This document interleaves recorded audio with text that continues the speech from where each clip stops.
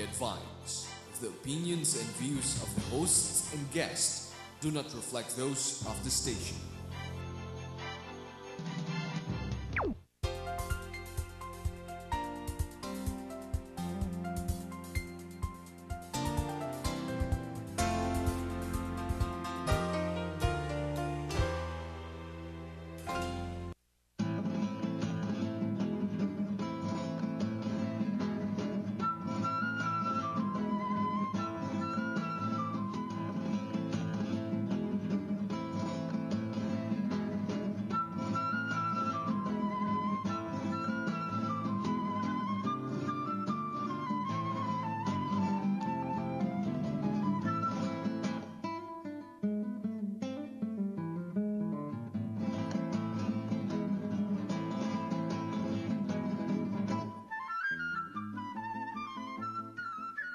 Hello, good evening, and welcome once again to another episode of Illuminati with Crip and Tricks. I mean, yeah.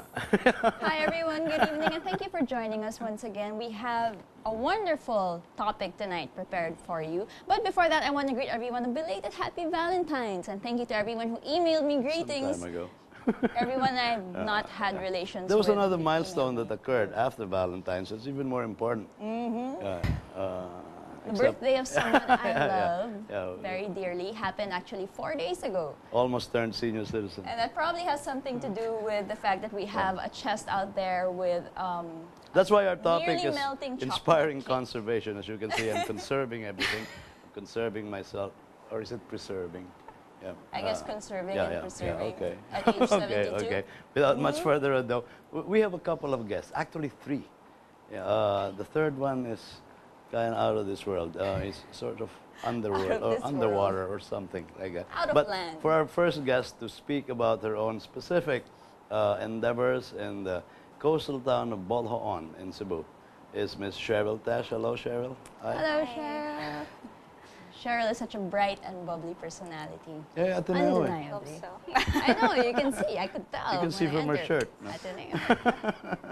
But Cheryl has since Ateneo, she has pursued higher studies in the States, and she will be marching, I think, to the beat of another drum around August or something. August.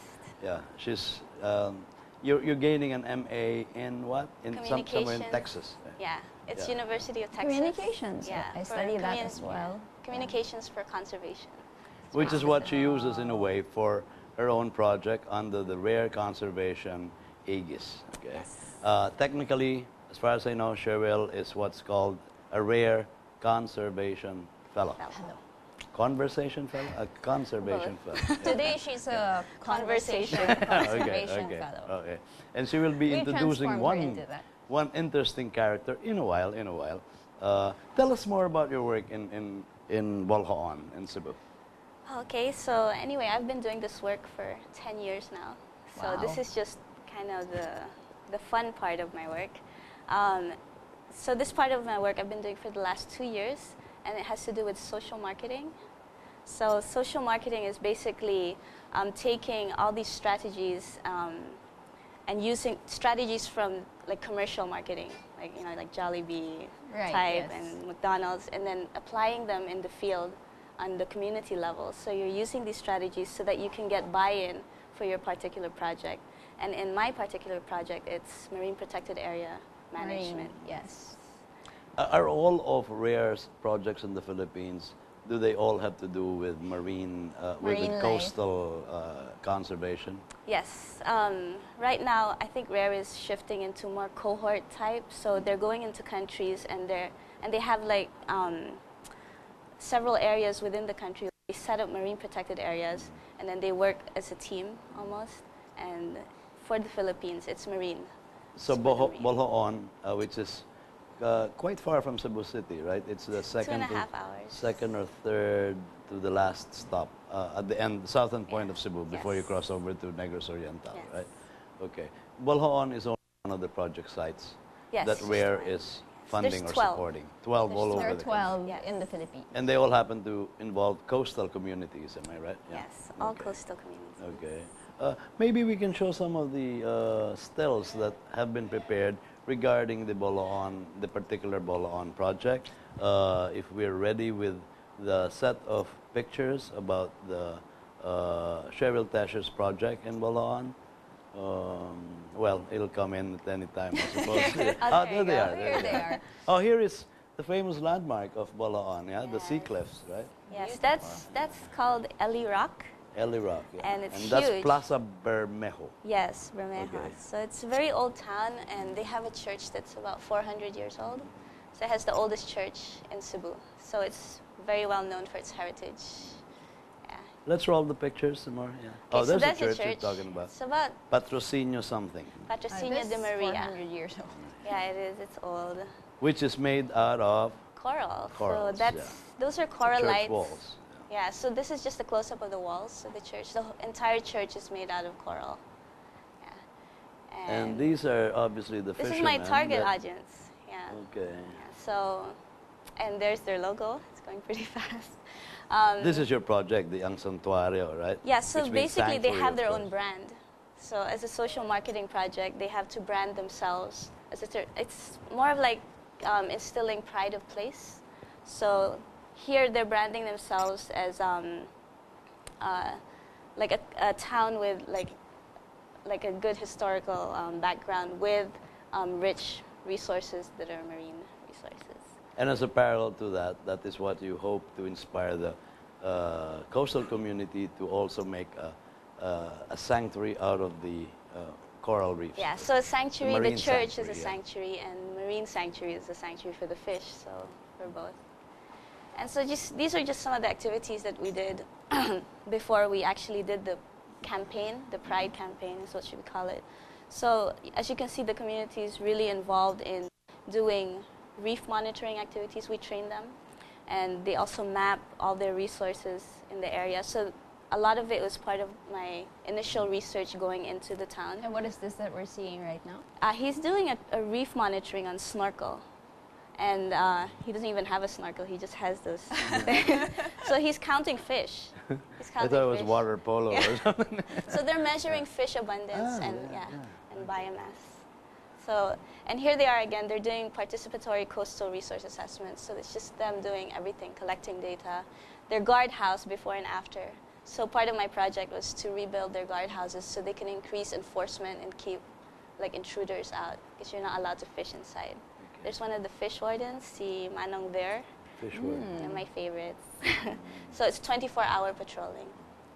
And so Doing every your- time yeah, I'm in the community doing, Yes, there you are. that was very fast. Granada Marine Sanctuary. This is the launching of the sanctuary again. It's like kind of a blessing of the sanctuary. It was actually done in 2002. It was established, but we were just doing like a refreshing thing. And these are all their masks and snorkels. We got them for them so that the community can go swimming in the marine sanctuaries and see what they're protecting underwater. It's very different. They get a better feel for what. That's your army, right? Those Yeah. are This my is the volleyball local players. We militia. have volleyball teams. Okay. So it's more Volleyball doing team. conservation in a fun way, not very serious all the time. Setting up Yes, systems, yes. but then making it fun as Now, well. who is this interesting character this is- leading a this is parade? This My is most recent text mate. this is Cora Plasquera. She's our campaign mascot, and she's the princess of the corals. So Wish we had her here. yes, let's Oh, see. okay. Maybe I you can ask her recognize to this. drop by. I recognize Hi, one important From Cebu. personage. Okay, so The that's left side Governor of the Gwen picture, Garcia, and Prettiest governor in the Philippines. yes, and Oh, yes. even prettier Cora Plasquera. Yeah. And I believe there's a mayor of The mayor Balhaon. right? and the Yeah. vice mayor. And at this time, I was doing toy giveaways to the community kids. So that's how we get the moms and the kids involved as well. That's my daughter, actually, in blue. And there's Cora doing a courtesy call to the school. Okay. And this is the principal of Granada Elementary School. So we've been visiting the schools, and they're the kids. They were really excited to see her just last week. Yeah, you So- can see right there how effective Cora really is. Look at the yeah. faces of the kids right there. It's precious. Interesting. Might as well call her in. You think Is so? she here? Yeah. Oh my God, is she here? Let's call Okay, her let's gentle call her in. giant. Yeah. She's here. Yes, The she major is. thrust of the Let me move back. Conservation Inspiration Project. Hello, Cora. Stepping over the Welcome to wires. the set of Illuminati. Come Thank here, you for Cora. flying in all the way from Cebu.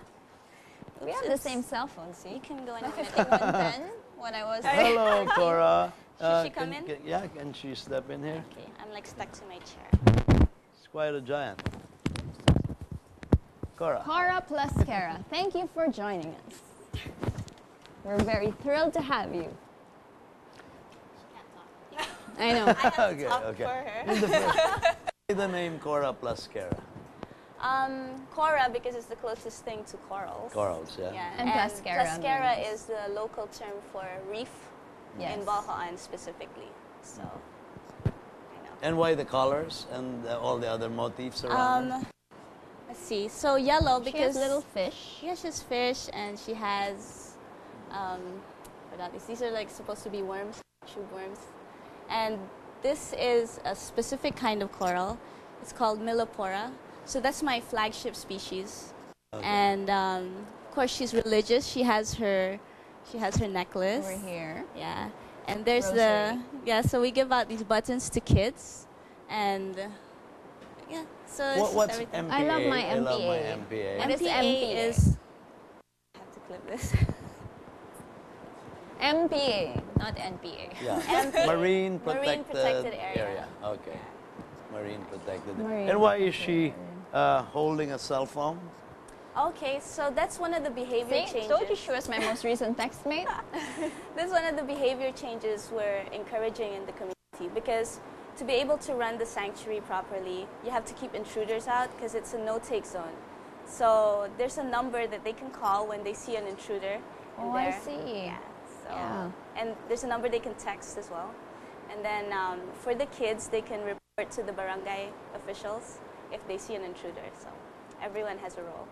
So Cheryl, you've been doing this for 10 years, as you Yes. mentioned, but you have been with Rare for 2 Just years. for 2 years. Yes. It's a partnership between my organization. I'm actually not from RARE itself.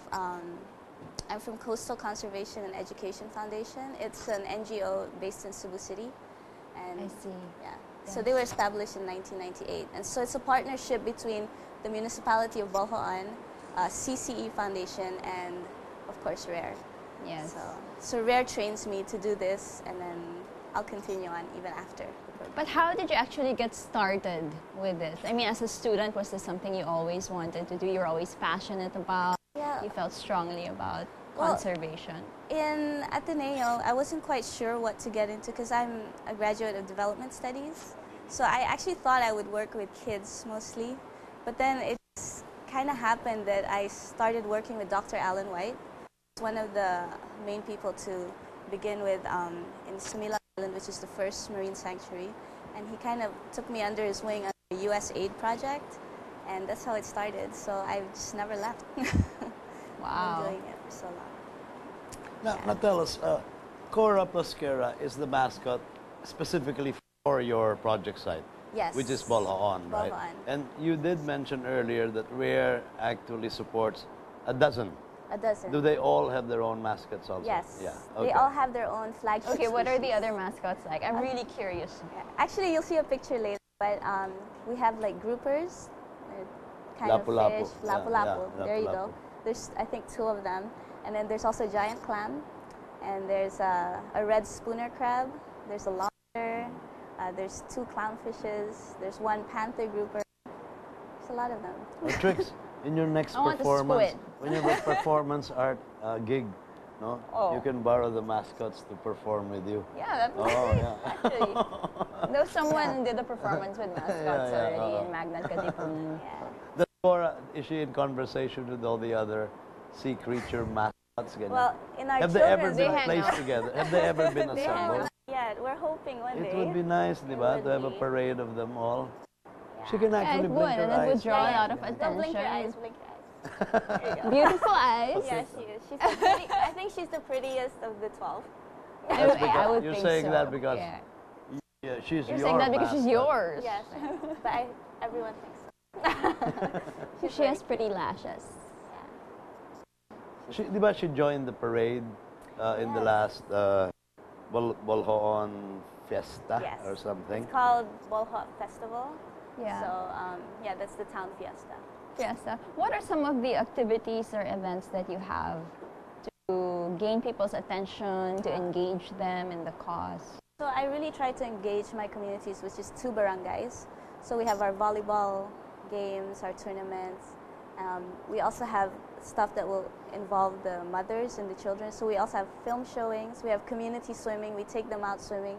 Because actually most of them don't really swim. Or if they do, they don't see underwater. So we try to do that as well. There's more activities. We still have our school visits, more school visits. And we're trying to get all the coastal barangays involved now. So not just those 2. So increase the reach and not just the, the depth of the impact. Yes. So hopefully the whole town by June will be more involved in this kind of thing. Now tell us, Cheryl, since you started your project, has there been any noticeable positive result? Like, I would assume that the project was initiated because the corals off Boloan were being targeted for something or other, right? I mean, you wouldn't start it in that coastal community or in that particular marine preservation area unless there was some threat to it already. Yeah. Right. And since then, has the threat stopped or? Yeah, it's market because we record everything now. In the past, we didn't. So the marine sanctuaries were put up in 2002, and we all thought it was working, but we never really checked. Okay. So Right.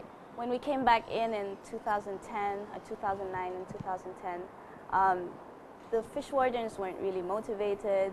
People were still intruding at night because it wasn't 24/7 patrolling, but now it is. So we fixed the guardhouses, kind of motivated the fish wardens. They actually only wanted to be to participate in the decision making of enforcement and in management, and with a lot of workshops, they've been able to do that, and they feel more proud and more recognized as the fish wardens in the town.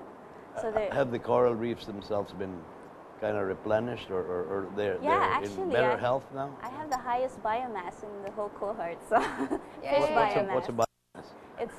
It's kind of the Muscle to fat ratio or something?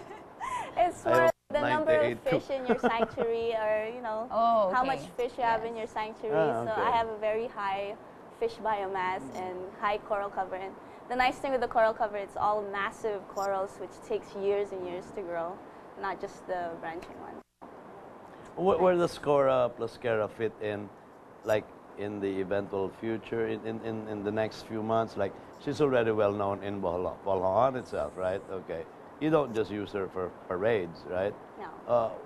Where else can she help develop more consciousness or awareness about conservation? Well, that's why we're hoping the governor will take notice, not just take pictures with her. So we do have projects that involve the province of Cebu. So we're hoping that her message can spread out. And I think since we're just called the Philippines 1 cohort, there's another cohort coming in the Philippines again. So people are applying, and I think the next cohort will have about 24 sites, Wow. not just the 12. Wow. It's, everyone's having their share. Come to Yeah, think of it, that's it's a pity, something. but we didn't catch it, but she could have had a role in this past week's EDSA activities, After all, she's in Cory Yellow, and she could have marched down EDSA. Could have had a role. She could have had a photo op with in your Pinoy. birthday party. Right. Why don't we bring her to Malacanang? One of these days. Yeah, we You should. like that, should. Cora? Huh? You like We that? should do it when they film a You're still documentary single. on National Geographic. Still single. Looking for a coral prince. I think we've just about run out of time with our first episode, or with our first half of this episode. An even more important We will be and back. rare the guest. Second half. Yes. The Very second important half to guest. We're explain so happy to have. more about the rare conservation worldwide efforts. Yeah. Don't go We'll see anywhere. you Tune again. back in. Well, goodbye to Cora because we might Bye, not have her Cora. here in the first Mwah. half. Yeah.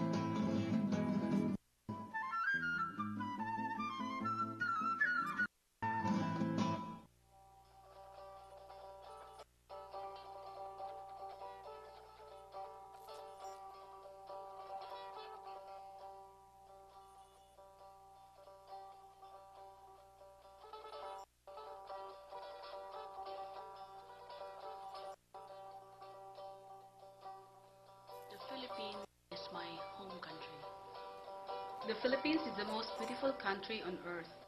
The Philippines, for me, it's paradise. The Philippines is filled with people who are always willing to learn new things. Philippines is a very unique country because it is a tropical country and it's the center of marine biodiversity. Very high in biodiversity.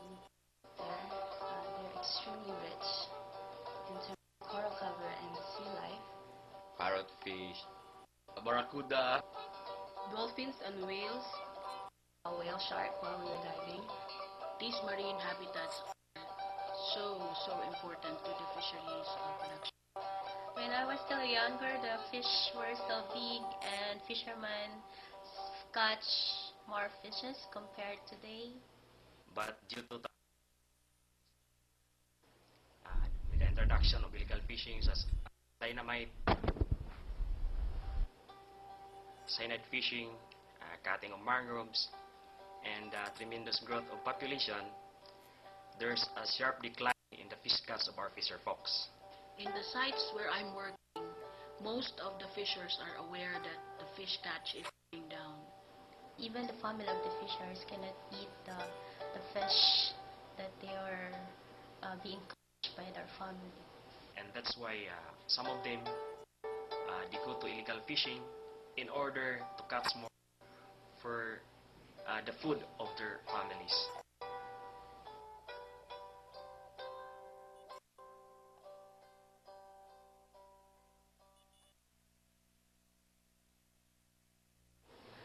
My site is actually just a small part of a bigger network of MPAs, which covers about 7 to 8 municipalities. Yeah, there are already 5 MPAs. In establishing the marine protected area, it is aimed that there should be an increase in fish catch among the fisher folks because MPA is a no-take area. It's designed as a no-take zone area. A no-take zone is an area which is protected where people and other fishermen cannot disturb the area, cannot fish, cannot glean. No fishing in the area. MPAs were established, it would take half a day or the whole day to get 1 kilo or 2 kilos, but then with the marine protected area, they already enjoy the spillover effect. The fish within that no-take zone will eventually go out, which is called the spillover effect. The no-take zone is very important because it's like a bank of the sea where you just have to take out the ingress, and that is what we call the spillover effect. In the sites I will be working, there is an MPA setup, and it was established in 2002. But you see, there are deficiencies in the way they are implementing it. First, not too people know there is a no-take zone. Declaring the marine protected area is not enough. If we are introducing marine protected areas in the community and then the community will not cooperate, it's really useless. Right now, 80% of the community residents does not respect the no-take zone within the marine protected area. It is only MPA alone. Without enforcement, still the problem will continue. Organizations are well supported by the local government unit, but the enforcers themselves are not so motivated to actually do it. They should be capacitated, and so they will learn how to manage it by themselves. We call it a community-based approach. All we need to do is let them understand, let them own this